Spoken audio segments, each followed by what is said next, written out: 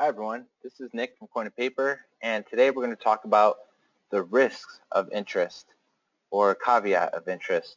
And in the last video we talked about the power of interest, and that's the power of compounding. And we said that with compound interest you are actually having your money work for you. And we saw how that having your money sit in an account earning a specific interest rate over a period of time, you can really see it grow. And today we're going to talk about the other side of interest, because a lot of times, at least when I've learned about interest, I've always learned about what I recently said, which is the power of compounding interest, and it's great for investments and saving for retirement. But one thing that's not often talked about is the other side of interest, when you're paying the interest. And so this video is dedicated to that, to looking at when you're paying for interest. So basically when you're the borrower instead of the lender or the investor. So in this page I have three common areas, or three different subjects of where you would look at, or where you would be paying interest, or at least it would be working against you. So the first one is a mortgage. So mortgage is when you have a loan to purchase a home. So this might be the biggest loan you'll ever have in your life. And so in this example, we're assuming that we have a $400,000 loan at an interest rate of 4%. So what people don't really think about is how much interest they're paying in the long run. And it turns out, in a lot of times, people actually spend, it seems like, almost more in interest payments than they do for homes, depending on what the interest rate is. So it's really important to think about the whole picture if you're buying a home or a large purchase on debt, which is quite possible, because a lot of people probably don't have the amount to purchase a house, the cash needed, just sitting around in their bank account. So mortgage is a very common and popular way people go. But it's important to really think about the whole picture. So let's get into it now. So we have a mortgage for $400,000 and the interest rate is 4%. So with mortgages, the interest rate is applied annually. So in the last example, when we looked at the power of interest, we looked at a savings account, which also got applied annually, or compounded annually. So this is the same thing for mortgages. Now with a mortgage, it's for usually a lot longer of a period of time where you're paying that off. So that's the term of paying off the mortgage. So for the two common ones, and the most common one actually, is the 30-year mortgage. And then another one that is usually recommended for those who can do it is a 15-year mortgage. And so what I want to look at is basically the payment. So for a 30-year mortgage, what you'll actually be paying by the end of paying it off, by the end of the 30 years, is $687,000. So the original mortgage is $400,000, but you're actually going to pay back by the end of the time $687,000. So that means you've paid $287,000 in interest. So that's more than half of the mortgage. The principal is actually going to interest. So it's over 1.5 houses. So something to think about. The other term that you can choose is a 15-year mortgage. Now with that, we go look it down here. So the 15-year mortgage, you're paying ultimately $532,000 instead of just the $400,000, which is the principal amount. And so that's still high, not as high as the 30-year mortgage. So you see the interest you're paying on that is $132,000. But just look at the difference between the 30 and the 15-year. If you cut your mortgage length in half, then you're going to pay a lot less in interest. So you're actually saving $154,000 or $155,000 alone on interest just by cutting the time in half.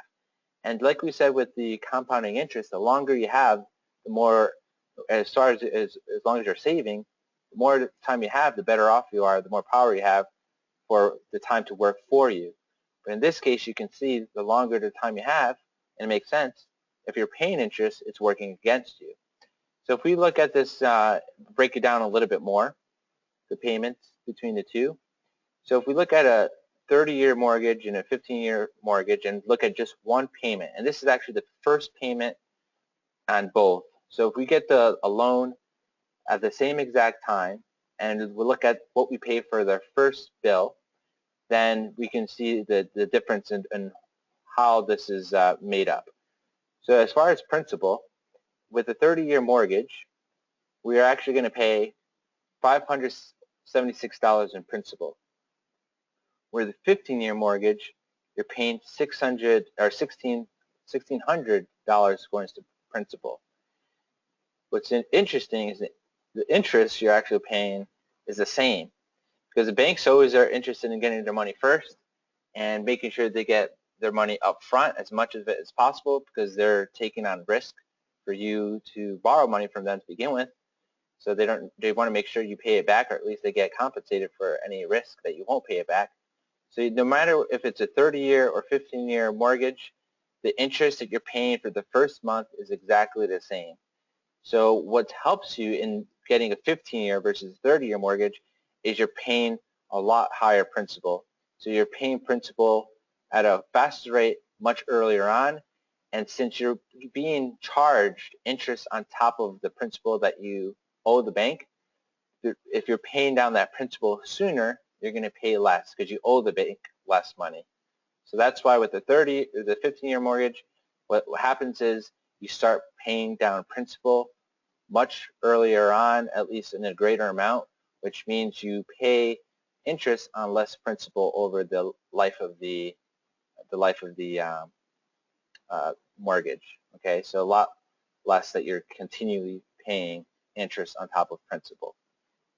And so right there you can see the difference. So even though you're paying $1,049 more a month in the 15-year, the difference is you're paying $1,049 more on principal. So that's saving you next month where you don't have to pay the same percentage on additional principal. So that's an example of a mortgage.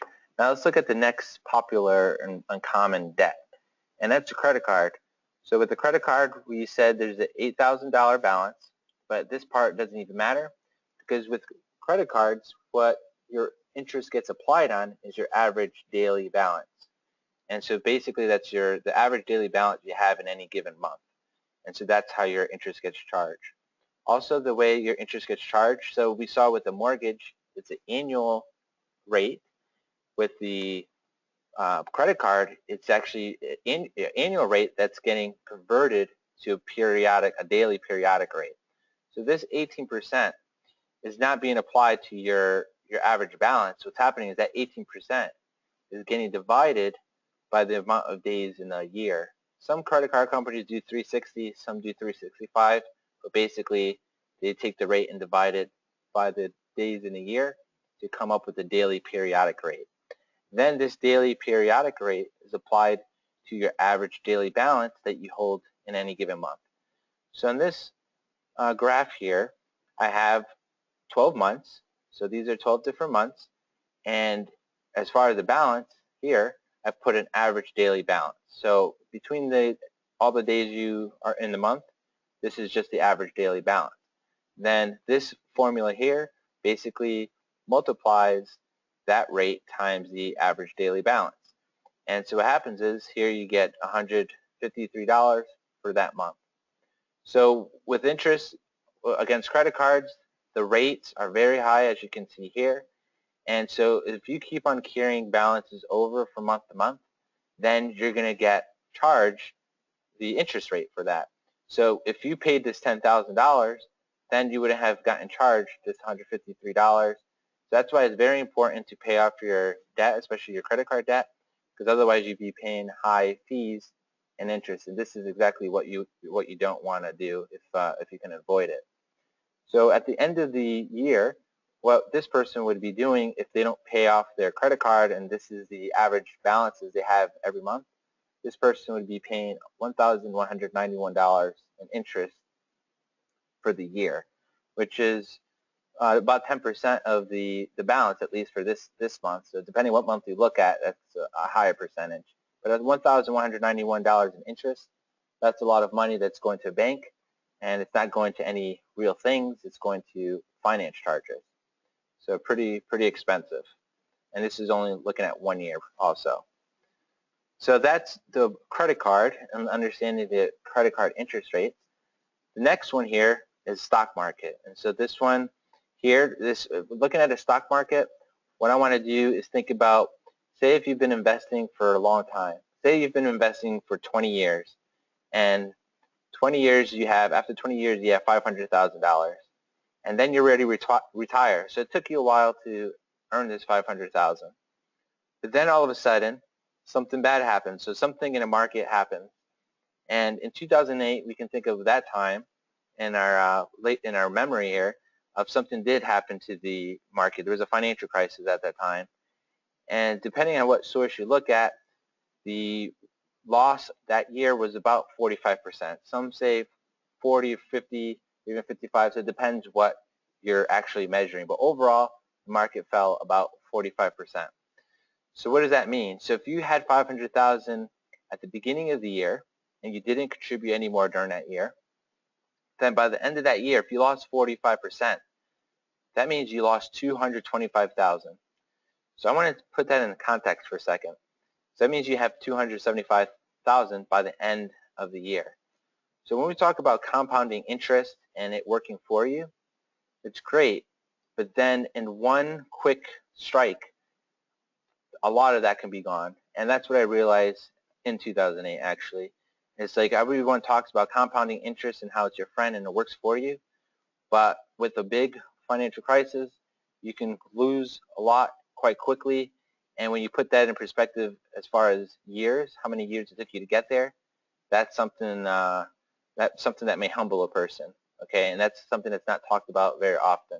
So if you lose a big percentage in one point of time, that's a percentage of the whole amount that you've been working a lot of years towards. And so this is a good opportunity to also mention, this is why risk management is very important, and also knowing your time horizon in investing. So I talked about this in the video on your investor profile. The reason it's important to know your time horizon is because as you get closer to retirement, you have less freedom as far as the time that's working for you. So you want to start cutting back your risk and start investing less in aggressive things, just in case something like this happens, you're not losing 45% on everything. So that's something to take note of. But back to this point. So here we lost 45% in 1 year, and maybe even just 1 month, but one period. And so by the end of the year, we have 275,000, which means 225,000 was just wiped out of our account. So what's interesting to note is now how long would it take for you to get that back? Or put in a different way, how much percentage of a gain do you need in order to get back that loss? So we lost 45% and now had 275. In order to get back to the 500,000, we would need to gain 81% or 82% of 275,000. And so I remember back in 2008, I was thinking about this, and I was like, well, it was pretty easy, it felt like, to lose 45%. Now, I've been investing for a while. To gain 81% or 82%, that is not easy, and that takes a while. So it felt discouraging, but this is when you can think about the power of compounding again. As much as getting 81% or 82% in one day or 1 month or even 1 year or even 2 years is very, very unlikely. Over a period of time with compounding interest, it's doable a lot sooner than you think. So in other words, it won't take another lifetime to get that back. So for example, a lot of people who did lose a lot of money that year, as long as they left their money in the stock market, by this time they should have made that back plus some. So that's something good to know. So basically with 81% increase or 82% increase, that would be a 225,000 gain, and so that would bring this person back to where they were at the beginning of the year. So if we look at the compounding, so 81 or 82% is very rare, like I said, but let's take a look at if you were compounding and making a certain rate of interest, how long would we predict or guess it would take? So 275,000, how long would it take us to get back to 500? So if we go back to our power of interest tab here, and we had this graph in our last video, and we said our annual rate is 10%, let's just plug this principal today with a new number, which is basically the number in the last tab, and let me go back there. So it's 275. So 275 is what we have now at the end of that bad year. How long would it take for us to get back to 500? And we can look at the rule of 72 also. So here we are, we have put 275 in there. Now to get to 500, it's basically it's going to take between 6 to 7 years. So since we're not looking exactly for 50%, we're looking for 45%, it's going to take us 6 years to get back to that 80-something percent. So even though we're making 10% a year, with the power of compounding, we'll get to our goal by the end of year 6, it looks like, to get back to where we lost. So still, when you lose 45%, it's still a pretty big loss. And you see we lost, it took us 6 years of basically stagnation. All right, so it's something to be humbled by, something to consider, and something to think about and plan for. But it's always important for us to show the full picture, the good side of interest, and also the risky side of interest, or the other side that could work against you. And just one thing here, this is under the assumption of 10%, but if we're making 15% a year, and I know in 2013, for example, or 2012, there's some really good returns those years. The higher their annual rate, the sooner it is you can get back on track. So here it'll take between 4 and 5 years just by increasing the annual rate of return to 15% from 10%. So really interesting things to look at and to plan and to look around with different scenarios. And so this is the other side of interest. And so now you should all have the full picture and understanding of it. And so you should feel more confident and at least more comfortable since you now have the knowledge of how it works. So thank you.